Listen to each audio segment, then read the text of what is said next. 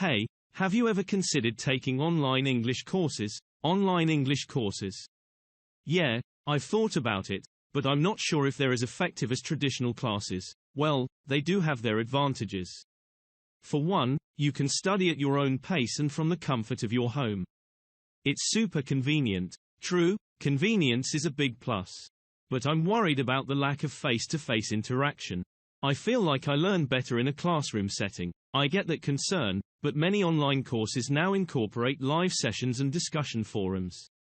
It's not the same as being in a physical classroom, but you still get some interaction.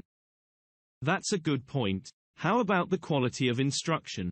I've heard mixed reviews about the effectiveness of online teaching. It really depends on the platform and the instructors. Some online courses are created by reputable institutions and have experienced teachers.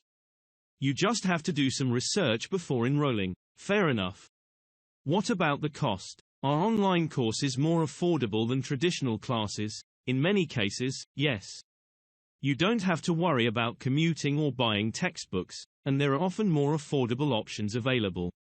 Plus, some platforms offer financial aid or scholarships. That's a good incentive. I guess I should look into it more.